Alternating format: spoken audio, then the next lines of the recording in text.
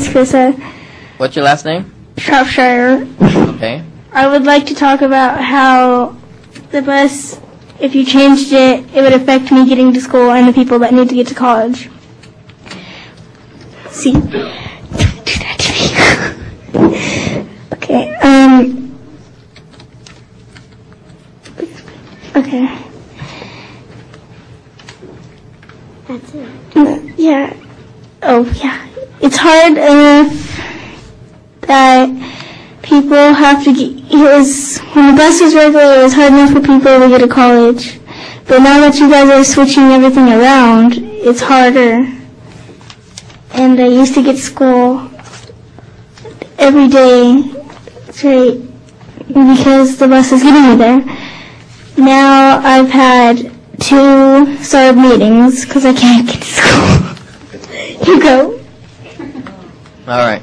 Go on, finish. My name is Michelle Mahano, and I would like for the bus to run after 7 p.m. so our parents could go to our school meetings, and thank you very much.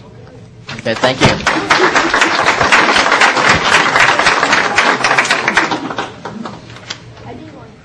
And thank you for bringing your children, Miss Saucedo. Okay. Yeah, it's been a wild ride with them changing everything. A lot of people moved out of town to get away from the change or bought cars. I don't have the funds to be able to move. I'm pretty much situated where I want to stay. And living in the county, it's really difficult to get back and forth to get to the grocery stores, appointments, my kids getting back and forth on jobs. It's very difficult for them to be able to maintain a position in a place because transportation is a real problem. I'm paying $78 a month just for her pass because she's a child and they no longer have a child's pass for county. So that's $78. Mine's reduced because of disability, but that's a lot of money to put out if you have more than one child. It's really difficult. It makes it really difficult to make it to appointments. They start a lot later than they used to. We were getting to town at 8 o'clock, which was a lot easier to get to appointments. 3 hours, a 3-hour tour every time you go into town is real difficult. But if you're cutting back the hours, that's going to make it that much more difficult for us to be able to get back and forth. I have to get home before she gets out of school at 3 o'clock. I get home, if I come home on the 3 o'clock, I'm home after she's home. I don't really want her home alone. Leaving in the morning, I have to make sure I get to town on the at 8 o'clock. I leave on my block at 8 o'clock. She has to be in school on time. If they're late, she has to walk alone if I'm going into town because the bus doesn't always get there in time for her to walk to school. But a lot of times they have been getting her there on time. That's good. But if they're a little bit late, sometimes, because I know they're supposed to be at the corner where the gas stations are, they're supposed to be there 15 after to 30 after. Sometimes they're late. Sometimes they come at 8:30, which means she has to start walking at 8:15, or if she doesn't catch the bus at that time. It just makes it pretty difficult. I have to get into town, get what I've got to get done, and having to transfer buses in town by getting to City Hall to transfer instead of transferring at the different bus stops like we used to. That adds that much more time that I have to cut out a lot of things that I have to get done. So I'm running back and forth almost every day just to get 1 or 2 things done each trip. So it's been pretty difficult for a lot of people. And now you're going to cut the hours back more. That makes it that much more difficult because I can only get a couple things done in one day the way it is now. You cut it down more, that means I'm going to end up having to, maybe if I can get into town, I can only do one thing.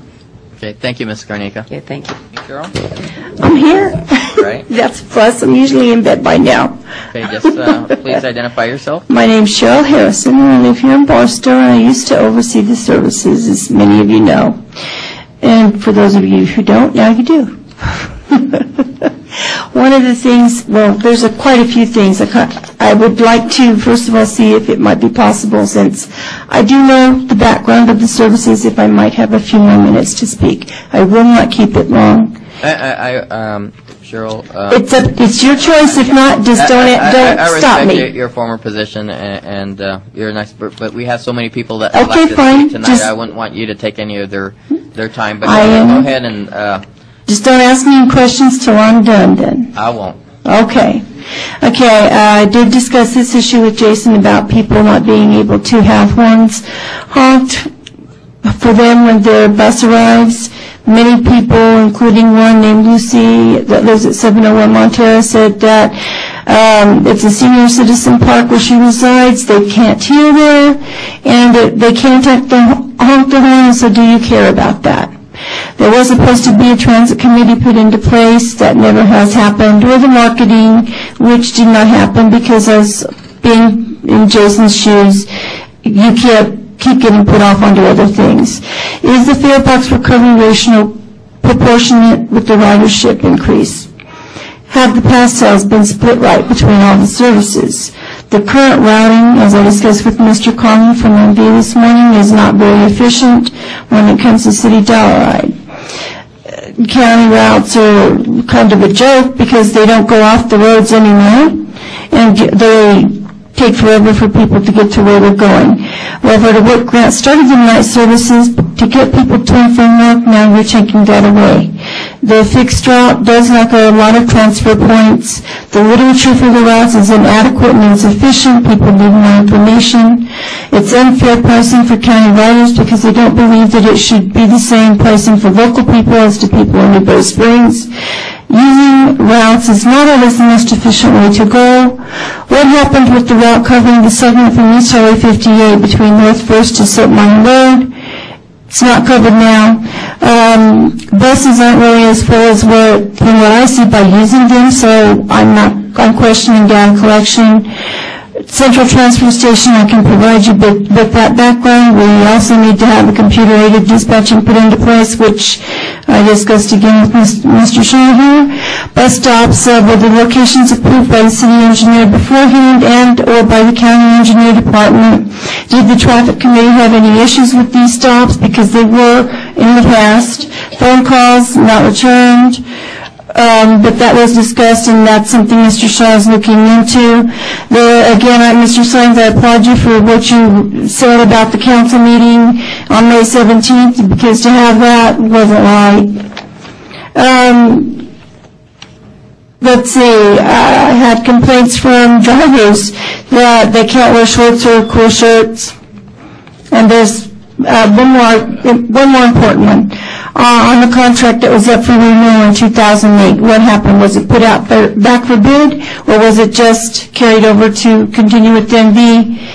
Also, in regards to what he stated is reducing the cost of the transportation, you might want to check the contract because it was only if it was reduced by a certain percentage, the number of service hours. Ms. Harrison, if you would like, for the record, you could go ahead and leave your comments if there is a few additional remarks you wanted to make for the record.